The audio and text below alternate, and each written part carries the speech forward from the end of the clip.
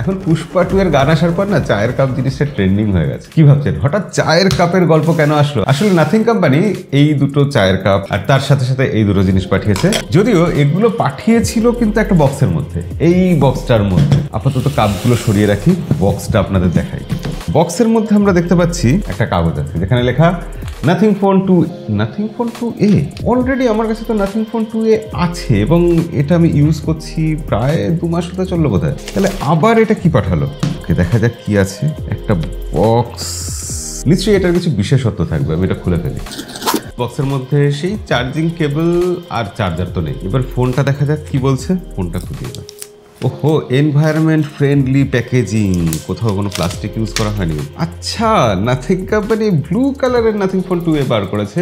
ফ্রেমটা blue, back সাইডের যে ট্রান্সপারেন্ট ব্যাপারটা সেই ভিতর দিকে জিনিসপত্র ব্লু দেখাচ্ছে। যদি আমরা পাশাপাশি দেখাই তাহলে এই কালো রঙের ফোনটা আর ব্লু কালারের ফোনটার কালারের তফাৎ এটাই। ফ্রেমগুলো পাশাপাশি দেখলেও আপনারা বুঝতে পারবেন ব্লু আর ব্ল্যাকের তফাৎ কি হচ্ছে। সব থেকে ইন্টারেস্টিং ব্যাপার, নাথিং ফোন 2A এই ব্লু কালারটা শুধু নয়, যে কোনো কালারেই নিন না কেন সেটা এখন মাত্র 19,999 পাওয়া যাচ্ছে বিভিন্ন অফার টফারে। তো সেক্ষেত্রে এই ফোনটা আন্ডার 20,000 একটা বিশাল বড় ব্যাপার হয়ে যায়। 25,000-এ হ্যাঁ বড় কম্পিটিশন আছে, কিন্তু 20,000-এ যে কম্পিটিশন গুলো আছে সেগুলোর তুলনায় আমি বলবো নাথিং ফোন 2A নেওয়াটাই বেটার। কিন্তু বাংলাদেশে এটা 40,000 টাকা দামে পাওয়া যাচ্ছে। বাংলাদেশে অনেকে এই নাথিং ফোন 2A কিনতে ভয় পাচ্ছেন যে এটা ইন্ডিয়ান সিম ছাড়া অ্যাক্টিভেট হবে না। প্রথমবার যখন এই ফোনটা অন করা হবে ইন্ডিয়ান সিম ভরতে হবে, এটা ঠিক, কিন্তু একবার অ্যাক্টিভেটেড হয়ে গেলে তারপর সেই ফোনটা বাংলাদেশে নিয়ে গিয়ে ইউজ করলে সেক্ষেত্রে কোনো রকম সমস্যা হবে না। এই যে কান্ট্রি লকের ফিচারটা, এটা স্যামসাং বা অন্যান্য ফোনেও বেশ কিছু ক্ষেত্রে থাকে। এক্ষেত্রে নাথিং যে নতুন কিছু করেছে সেরকম কিছু নয়। তো সেই দামে এর যারা কম্পিটিটর আছে, অন্য যেসব ফোন আছে, 2 মাসে তো আমরা অনেক ফোনের ভিডিও করলাম। Vivo, Realme, Samsung, iQOO, Motorola সব কোম্পানি একটা করে ফোন লঞ্চ করে দিয়েছে। কিন্তু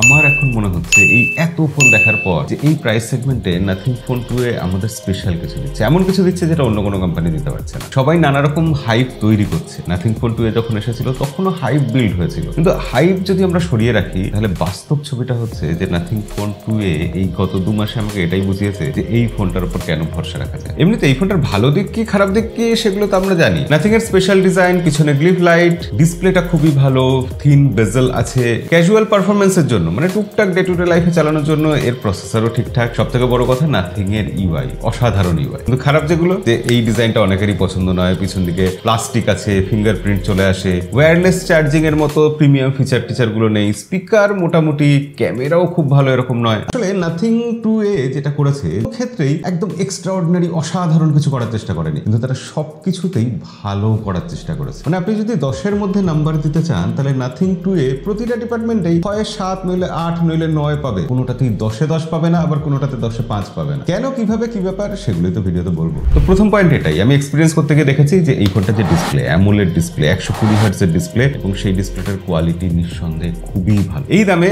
আরো কোম্পানি অ্যামোলেড ডিসপ্লে দিচ্ছে, কিন্তু আমার মনে হচ্ছে নাথিং এর যে ডিসপ্লেটা, বিশেষ করে চারদিকে যে সিমেট্রিক বেজেল, একদম পাতলা বেজেল, একদম একটা আইফোন ফিলিং, সেটার জন্য নাথিং 2A ডিসপ্লের দিক দিয়ে সবার থেকে এগিয়ে থাকবে। নাথিং ফোনের ডিজাইন নিয়ে কথা হয় অথচ ডিসপ্লে নিয়ে কথা হয় না, অদ্ভুত ব্যাপার। ডিসপ্লেতে গরিলা গ্লাস 5 এর প্রোটেকশন আছে, এটা একটা ভালো ব্যাপার। এছাড়া IP54 যেটা ঘরে কিছু কাজে লাগে না, তবু আছে আর। কিন্তু নাথিং ফোন 2A সেই বিরল ফোনগুলোর মধ্যে একটা ফোন হয়ে যায় যেগুলো আপডেটের পর, এই ফোনে আপডেট এসে গেছে এবং সেই আপডেটের পর এখানে কিন্তু আমরা এআই দেখতে পাচ্ছি। ব্যাপারটা কিছুই না, একটা উইজেটস আলাদা করে আপনি এখানে সেট করতে পারবেন, যে উইজেটস এর মধ্যে চ্যাট জিপিটি থাকবে 3টে ফরম্যাটে, একটা ভিজুয়াল, একটা অডিও আর একটা টেক্সটের মাধ্যমে। অবভিয়াসলি ভিজুয়ালটার জন্য আপনাকে পে করতে হবে, কিন্তু অডিও আর টেক্সট খুবই কাজের, খুবই হ্যান্ডি। ধরুন আপনি কোনো কিছু একটা দেখছেন, সেটা স্ক্রিনশট নিয়ে নিলেন, সেই স্ক্রিনশটটা সরাসরি আপনি চ্যাট জিপিটির মধ্যে গিয়ে খুলতে পারবেন এবং সেই স্ক্রিনশটটা নিয়ে আপনি এআই এর মাধ্যমে নানা রকম কিছু করতে পারবেন। এছাড়া এআই ওয়ালপেপার থেকে আরম্ভ করে বিভিন্ন রকম ফিচার নাথিং এখানে যোগ করেছে। অলরেডি নাথিং ইউআই একটা আলোচনার বিষয় ছিল,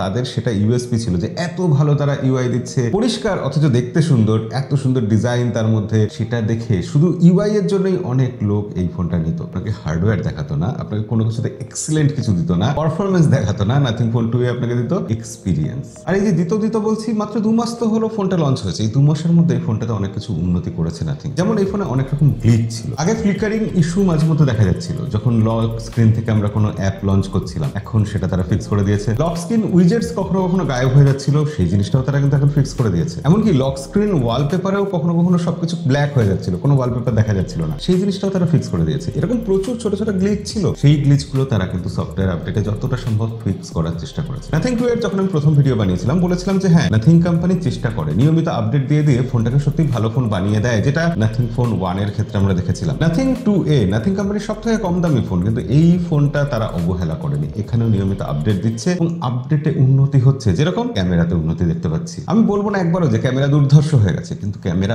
আগের থেকে অনেক ভালো হয়ে গেছে। আপনি আন্ডার 20,000 রুপিতে যদি কোনো ফোন শুধু ক্যামেরার জন্য নেবেন ভাবেন, তাহলে এই ফোনটা নাও নিতে পারে, কিন্তু যদি আপনি একটা ভালো ক্যামেরা নেবেন, সেরা 3টে ফোনের মধ্যে বাঁচতে বসেন, তাহলে হ্যাঁ, নাথিং 2A নেওয়া যেতে পারে। নাথিং প্রথম থেকে এই ফোনটার ক্যামেরাকে কিন্তু যথেষ্ট যত্ন নিয়ে গুরুত্ব দিয়ে বানিয়েছে। এর হার্ডওয়্যার 50+50 মেগাপিক্সেল ক্যামেরা আছে। ভাবুন এই প্রাইস সেগমেন্টে 50 মেগাপিক্সেলের প্রাইমারি সেন্সর তো সবাই দেয়, কিন্তু আলট্রা ওয়াইড অ্যাঙ্গেল লেন্স কেউ দেয় না। হার্ডওয়্যার নাথিং দিয়েছে, কিন্তু সেখানে সফটওয়্যারের ক্ষেত্রে তারা পিছিয়ে পড়ছিল, সেটা আপডেট দিয়ে তারা কিছুটা হলেও বেটার করেছে। ক্যামেরাতে এমনিতে ছবি তো ভালো উঠেছে, কিন্তু মাঝে মাঝে দেখা যাচ্ছে যে একই ছবি দুবার তুললে স্ক্রিন কালার আলাদা হয়ে যাচ্ছে। 1x জুমে যখন আমরা পোর্ট্রেট ছবি নিচ্ছি তখন এজ ডিটেকশন ঠিকঠাক করতে পারছে না, কিন্তু 2x জুমে নিঃসন্দেহে খুব ভালো পোর্ট্রেট আসছে। এবং ছোটখাটো কিছু ত্রুটি বিচ্যুতি আছে, কিন্তু ওভারঅল ক্যামেরা স্যাম্পল আপনারা দেখতে পাচ্ছেন যে হ্যাঁ, ভালো ছবি তুলেছে nothing 2A। Nothing phone 2A যখন এসেছিল তখন সাউন্ড কোয়ালিটি একটু হলেও কোথাও যেন পিছিয়ে ছিল, তবে এখন সাউন্ড কোয়ালিটি আরো বেটার হয়েছে, তবে বেস এখনো একটু কম আছে বলেই আমার মনে হয়েছে। তবে শুরুর থেকেই নাথিং ফোন 2A তে কোনো নেটওয়ার্কের সমস্যা নেই, বরঞ্চ খুব ভালো নেটওয়ার্ক রিসেপশন আছে। ওয়াইফাই তে কানেক্টিভিটি খুব ভালো, ব্লুটুথ খুব ভালো কাজ করে। নাথিং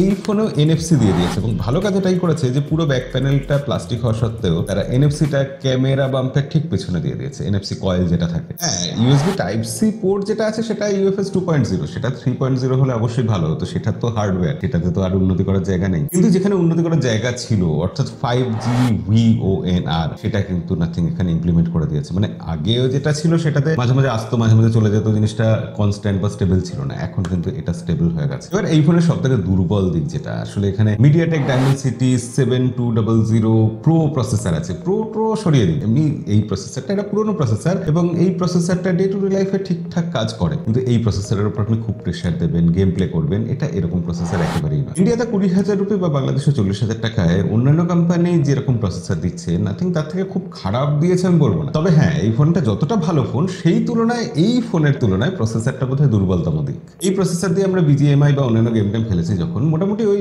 40-50 FPS এ খেলা যাচ্ছে, 60 FPS এও খেলা যাচ্ছে, তবে ব্যাটারি ড্রেন হচ্ছে সেক্ষেত্রে খুব দ্রুত। এমনিতে ব্যাটারি ব্যাকআপ তো খুবই ভালো, একদিন তো হেসে খেলে চলছে, 1.5 দিনও কখনো কখনো দিয়ে দিচ্ছে। 5000 mAh ব্যাটারি আছে, আজকাল সব ফোনেই দিচ্ছে, কিন্তু ব্যাটারি দিলে তো হলো না, তাকে কতটা ভালো করে টিউন করা হয়েছে, অপটিমাইজ করা হয়েছে। নাথিং ফোন 2 এর ক্ষেত্রে কিন্তু সেটা করা হয়েছে ভালো করে, এবং যার ফলে এটার ব্যাটারি ব্যাকআপ আমরা যথেষ্ট ভালো পেয়েছি। যদিও বক্সের মধ্যে চার্জার নেই, কিন্তু 45 ওয়াটের ফাস্ট চার্জিং সাপোর্ট করে এবং সেটা দিয়ে এই ফোনটা বেশ দ্রুতই চার্জ হয়ে যায়। ওভারঅল কমপ্লিট প্যাকেজ ব্যাটারি ডিপার্টমেন্টে। সফটওয়্যারের ক্ষেত্রে এই ফোনটা আপডেট আগামী 2-3 বছর তো এখনো পাবে, অ্যান্ড্রয়েডের আপডেট পাবে, সেক্ষেত্রে এই ফোনটা এখন এই দামে আমার মনে হয় most value for money phone হয়ে যায়। 20,000 টাকায় নাথিং ফোন 2 আপনি যেখানে পাবেন, যেভাবে পাবেন, একদম নিয়ে নিন, আমার রেকমেন্ডেশন থাকলো। এটা যখন 25,000 এর রেঞ্জে যাবে, OnePlus Nord C4 এইসব ফোনগুলো যখন তার সাথে কম্পিটিশনে চলে আসবে, তখন নাথিং ফোন চাপে পড়ে যাবে, এটা ঠিক। কিন্তু 20,000 টাকা এখন যেখানে পাওয়া যাচ্ছে, বা 22-23-এও যদি পাওয়া যায়, সেক্ষেত্রেও নাথিং ফোন 2 আমি বলবো যথেষ্ট ভালো ফোন। আর বাংলাদেশে এই ফোনটা যদি 40,000 টাকা পাওয়া যায়, সেক্ষেত্রেও যথেষ্ট ভালো ডিল হবে, এবং তার থেকে কমেও সম্ভবত নাথিং ফোন 2 এখন বাংলাদেশে অ্যাভেলেবেল হয়ে যাবে বিভিন্ন জায়গায়। আজকের ভিডিও এখানে শেষ করবো, দেখা হবে পরের ভিডিওতে। আজকের মতো বিদায়।